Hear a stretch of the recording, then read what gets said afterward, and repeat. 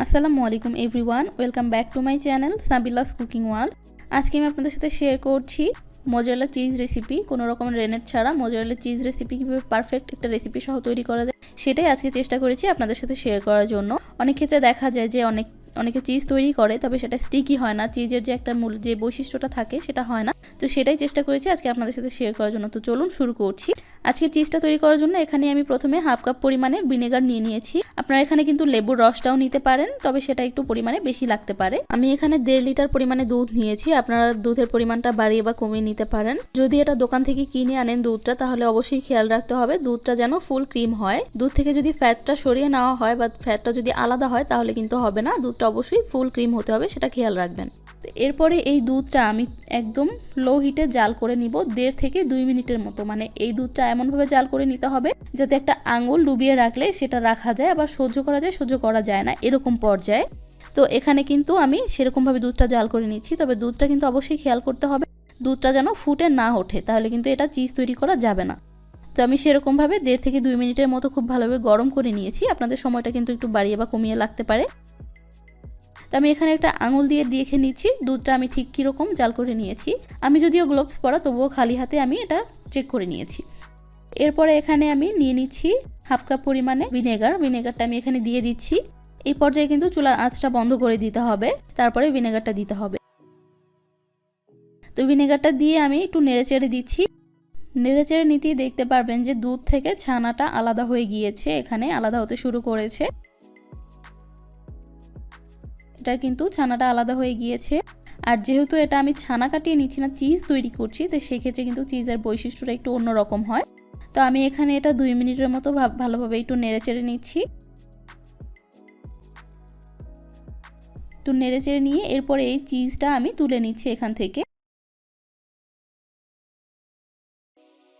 পানিটা খুব ভালোভাবে ঝরিয়ে নিতে হবে। এরপর এটা নিয়ে রেখে দিচ্ছি একটা বোলের মধ্যে, একটা চালনি রেখে দিচ্ছি। এরপরে চিজের মধ্যে যেটুকু পানি ছিল সেটা একটা আমি স্প্যাচুলার সাহায্যে খুব ভালোভাবে চেপে চেপে পানিটা বের করে নিচ্ছি। তবে এটা কিন্তু অবশ্যই হালকা হাতে করতে হবে, কোনোভাবেই হার্ডভাবে করা যাবে না। তো হালকাভাবে চেপে চেপে আমি পানিটা যতটা সম্ভব বের করে নিয়েছি। এরপরে এই যে বাকি অংশটা যে ছিল দুধের চিজ তৈরি করার পরে, মানে চিজ বের করে নেওয়ার পরে যে বাকি অংশটা ছিল, সেটার মধ্যে আমি দিয়ে দিচ্ছি 1 চামচের মতো লবণ। লবণটা দিয়েও আমি ঠিক একইভাবে জাল করে নিচ্ছি। এটা কিন্তু ফুটিয়ে তোলা যাবে না, হালকাভাবে জাল করতে হবে, একদম নর্মালি 2 মিনিটের মতো আমি এটা জাল করে নিয়েছি। একটা আঙুল দেওয়া যায় এরকম ভাবে, সহ্য করা যায় আবার যায়ও না, এরকম ভাবে তৈরি করে নিতে হবে, মানে জাল করে নিতে হবে। তো আমি 2 মিনিটের মতো এটা জাল করে নিয়েছি। এরপর এটা তুলে নিয়েছি। এরপরে এই যে চিজটা ছিল সেটা এই পানির মধ্যে, মানে বাকি অংশটার মধ্যে আমি এটা একটু গড়িয়ে নিচ্ছি। এটা একবারের মতো গড়িয়ে, মানে 10 সেকেন্ডের মতো গড়িয়ে এরপরে উঠিয়ে হালকা হাতে খুব ভালোভাবে চেপে চেপে নিতে হবে। তবে প্রথমেই যে শেপটা দিতে শুরু করবেন সেই শেপটা কিন্তু ভাঙা যাবে না, এতে করে চিজের মধ্যে যে বৈশিষ্ট্যটা থাকে সেটা কিন্তু ভিন্ন রকম হয়ে যেতে পারে। তাই একবারেই যে একটা শেপ দিবেন সেরকমই থাকতে হবে। এরপরে আমি একটু হালকা হাতে চেপে চেপে আবার এটার মধ্যে গড়িয়ে নিচ্ছি, মানে 10 সেকেন্ডের মতো এটা গড়িয়ে নিতে হবে। আমি এরকমভাবে ঠিক 4 বারের মতো করেছি, মানে এখানে 4 বার ডিপ করেছি আর হালকা হাতে এটা প্রেস করেছি এভাবে 3 বারের মতো। এরপরে এভাবে আমি খুব ভালোভাবে হালকা হাতে একটু চেপে চেপে নিচ্ছি। এটা কিন্তু অবশ্যই হালকা হাতে করে নিতে হবে, আমি বারবার বলে দিচ্ছি। তো এরপরে হালকা হাতে চেপে চেপে যতটা সম্ভব ততটা পানি বের করে নিতে হবে। আরও একবার আমি এটা ডিপ করে নিচ্ছি। প্রায় 10 সেকেন্ডের মতো এটা এইভাবে আমি ডিপ করে নিয়েছি। এরপর আবার তুলে নিচ্ছি। এরপর এটাও আমি হালকা হাতে খুব ভালোভাবে করে নিচ্ছি, যতটা সম্ভব পারা যায় ততটা। চিজটা থেকে কিন্তু পানি বের হতে শুরু করবে, তাহলে কিন্তু চিজটাও ছোট হতে শুরু করবে। তাই অবশ্যই হালকা হাতেই কাজটা করতে হবে, যাতে এই চিজটা কোনোভাবেই এই যে শেপটা আছে এটা ভেঙে না যায়, এরকমভাবে তৈরি করে নিতে হবে। তো এভাবে আমি করে নিয়েছি, দেখতেই পাচ্ছেন। এরপরে আমি আরও একবার এই পানিটার মধ্যে, মানে যে বাকি অংশটা ছিল সেটার মধ্যে আমি ডিপ করে নিচ্ছি। এরপরে আবার তুলে নিচ্ছি। তো আমি টোটাল কিন্তু এটার মধ্যে 4 বারের মতো ডিপ করেছি আর হাতে 3 বার নিয়ে এটা প্রেস করেছি। তো 10 সেকেন্ডের মতো এটা আমি নিয়ে এরপরে আবার তুলে নিয়ে তারপরে আবার হাত দিয়ে প্রেস করে নিচ্ছি। হালকা হাতে করে নিচ্ছি, এটাও আস্তে আস্তে করে নিতে হবে।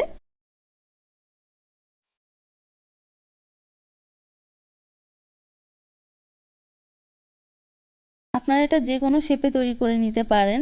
এটা আপনারা গোলাকার তৈরি করে নিতে পারেন, আবার যে কোনো ধরনের শেপে তৈরি করে নিতে পারেন। তো এটা আমি হালকা হাতে চেপে নিয়েছি, খুব ভালোভাবে দেখতেই পাচ্ছেন। এরপর এটা ঠিক এরকম হয়েছে, এটা থেকে যতটা পানি সম্ভব বের করে আমি নিয়েছি। তো এরপর এটা এরকম হয়েছে। এরপর চলে যাচ্ছি, এখানে আমি ঠান্ডা পানি নিয়েছি, একদম ঠান্ডা পানি। এরপর এর মধ্যে কিছুটা বরফও দিয়ে দিয়েছি, বরফের কিউব দিয়ে এরপর এর মধ্যে আমি চিজটা আবার একটু গড়িয়ে নিচ্ছি, হালকা ডিপ করে নিচ্ছি 10 সেকেন্ডের মতো। এতে করে এটার মধ্যে যদি কিছু লবণের ভাব বা টক ভাব থাকে সেটা বের হয়ে যাবে। আমি এটা হালকা হাতে আবারও একটু প্রেস করে নিচ্ছি, এরপরে আরও একবার ডিপ করে নিচ্ছি। এখানে আমি টোটাল 2 বার ডিপ করে নিয়েছি। এরপরে আবার হালকা হাতে প্রেস করে নিচ্ছি। এই পানিটা কিন্তু অবশ্যই অনেকটা ঠান্ডা হতে হবে, ফ্রিজের পানি হলে অনেক বেশি ভালো হয়। তো এরপরে এটা আমি খুব ভালোভাবে হালকা হাতে প্রেস করে নিয়েছি, এটা হয়ে গিয়েছে। এরপরে এটা আমি র্যাপিং করে নিব, মানে র্যাপ করে নিব।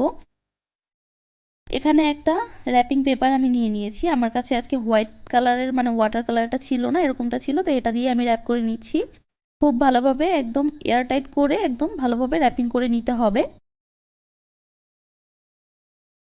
আপনার যে বাটিতে রাখবেন সেই শেপেই এটা তৈরি হবে। তাই যে কোনো ধরনের বক্সে ভরে বা এরকম বাটিতে ভরে রেখে দিতে পারেন, তবে অবশ্যই খেয়াল রাখতে হবে কোনোভাবেই যেন বাতাস না ঢুকে। তো এভাবেই আমি এটা রেখে দিব নর্মাল ফ্রিজে 3 থেকে 4 ঘন্টার মতো। তবে আমি প্রেফার করি যদি এটা ওভারনাইট রেখে দেওয়া যায় তাহলে চিজটা খুব ভালোভাবে সেট হয়। তো আমি এটা ওভারনাইট রেখে দিয়েছিলাম, পরের দিন বের করে আমি এটা এরপর খুলে নিচ্ছি। যদি আপনাদের এটা বেশি প্রয়োজন হয়ে থাকে তাহলে এটা নর্মাল ফ্রিজে 3 থেকে 4 ঘন্টা রেখে দিলেই সেট হয়ে যাবে। তো এরপর এটা আমি কেটে দেখিয়ে দিচ্ছি, চলুন।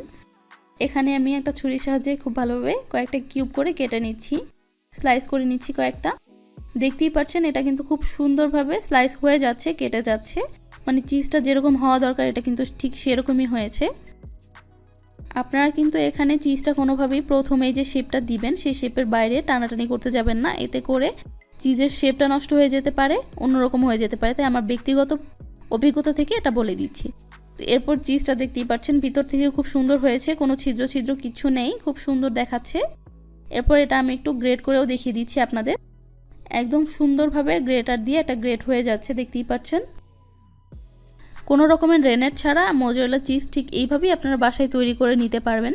দোকান থেকে কিনে আনার থেকে বাসায় যদি তৈরি করা হয় তাহলে সেটা খুব ভালো আর স্বাস্থ্যকর হয়। তাই রেসিপিটা হুবহু ফলো করে একবার দেখতে পারেন।